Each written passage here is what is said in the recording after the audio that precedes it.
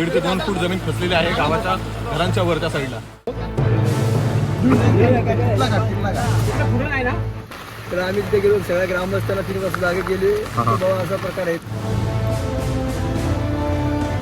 मला गावाला स्थलांतर करण्याची परवानगी दिली आणि तिने सांगितलं की बाबा तुम्ही इथे सध्या राहण्याची काय व्यवस्था माझ्या इकडे पलीकडची गव्हाची आधीच तोरणवाडीत आमची केलेली आहे. जमीनला उघडे चालू आहे.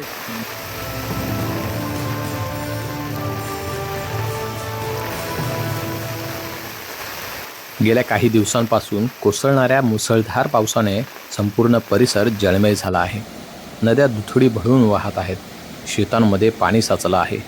डोंगरांच्या कुशीतून असंख्य झरे वाहू लागले आहेत.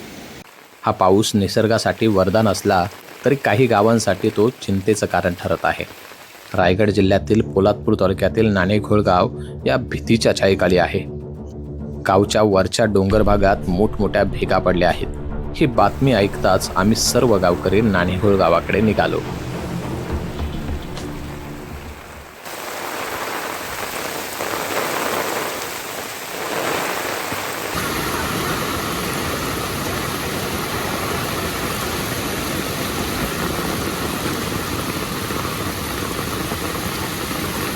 काही वर्षापूर्वी अशाच एका पावसाळ्यात शेजारच्या गावावर दरड कोसळले होते.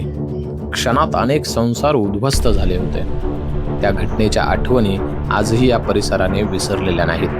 म्हणूनच आज नाणेघोळ गावात प्रत्येक पावसाच्या सरीसोबत गावकऱ्यांच्या मनात धडधड वाढत आहे.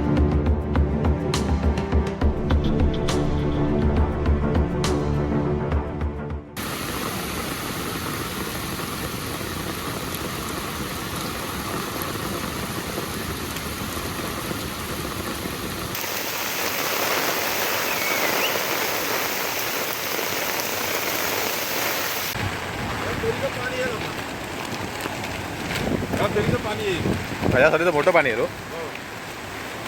सकाळी पण इतकं पाणी होतं. मी आलो काय बोलताय?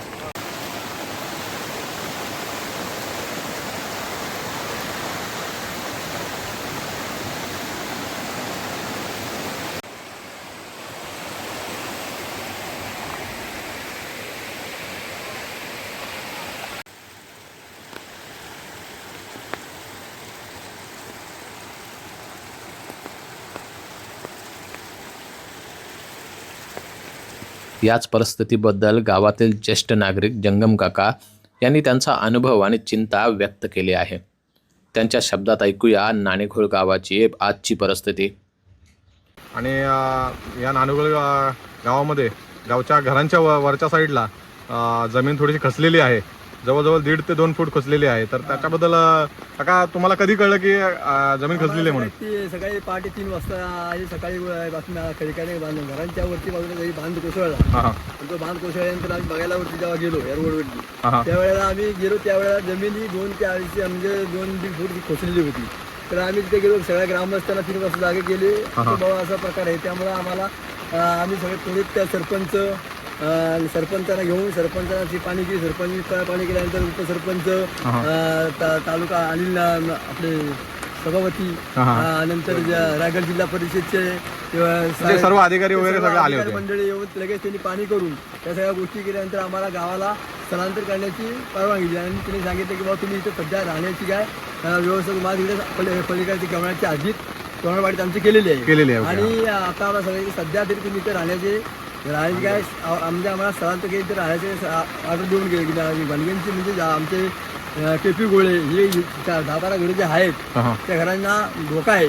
धोका असल्यामुळे सगळ्या गावालाच त्यांनी बाजूला केले. तर घरांच्या तुमच्या जोत्यांना वगैरे पण त्यातून पाणी भरपूर येत आहे आणि जमीनला उघडे चालू आहेत. तर आता तुम्ही ग्रामस्थ मंडळ देवळे येऊन यांनी पाणी केली. त्यामुळे सगळे मुंबई मंडळ आलं होतं बघून गेलेले आहेत.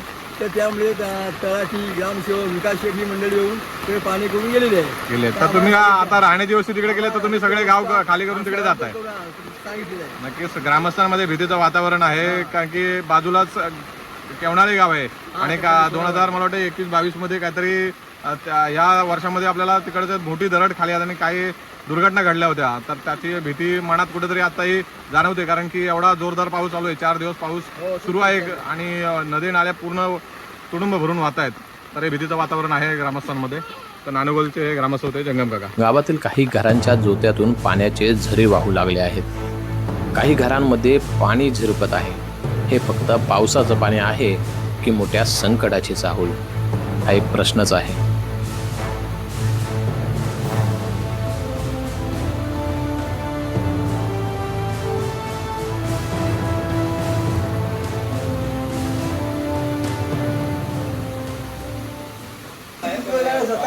सकाळी उठून पहिले पाणी आणि असं आडू देतो पाणी हे बघ असं आणि इथे बघ ड्रील माझ्या ह्याच्यानं होल मला पाणी हे बघ आणि सांडाची टाकी पाणी सोडलं टाकी रस्ते टाकी नाही सांडाची त्या सोडलं पाणी उपसून उपसायचं किती हो आणि घरचं कोण काय पाण्याला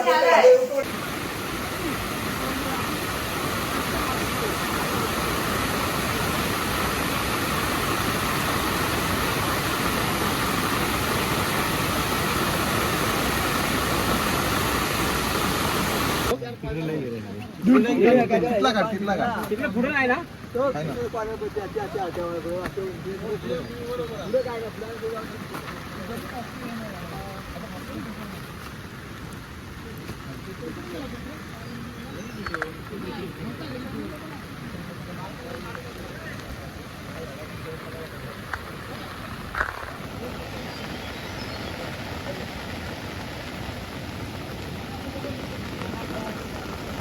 जबरदस्त असं इथे वातावरण, भीतीचं वातावरण आहे. दरड कोसळण्याची गाढ शक्यता आहे, कारण इथे 1.5 ते 2 फूट जमीन खचलेली आहे गावाच्या घरांच्या वरच्या साईडला. त्यामुळे आम्ही इथे पाणी गेले. दरवेळेला देवळे ग्रामस्थ वगैरे असतात, त्यांचं मोठं सहकार्य या आजूबाजूच्या ग्रामस्थांना गावांना लाभतं आणि संपूर्ण तरुण कमिटी, तरुण मंडळ आणि सगळे ग्रामस्थ संपूर्ण इथे येऊन पाहणी करून गेले. शासकीय जे होते ते अधिकारी येऊन पाहणी करून गेले आणि लोकांनी सुद्धा स्थलांतरित होण्यासाठी त्यांनी सुद्धा सहकार्य दाखवले आणि ते स्थलांतरित होणार आहेत. ते खबरदारीचा उपाय म्हणून प्रशासनाने गावातील नागरिकांना सुरक्षित स्थळी स्थलांतरित करण्यास सुरुवात केली आहे. संकट येण्यापूर्वी घेतलेली जबाबदारी अनेकदा मोठा अनर्थ टाळू शकते. नाणेगोळ गावातील परिस्थितीवर आम्ही पुढेही लक्ष ठेवणार आहोत. काही अधिकृत अपडेट मिळाल्यास तेही तुमच्यापर्यंत पोहोचवू. आमची एकच प्रार्थना, हे संकट टळावं, डोंगर शांत व्हावा आणि पुन्हा एकदा या गावात पावसाचा आवाज भीतीचा नाही तर आनंदाचा असावा. ही माहिती जास्तीत जास्त लोकांपर्यंत पोहोचवा, जेणेकरून प्रत्येकाला परिस्थितीची जाणीव होईल.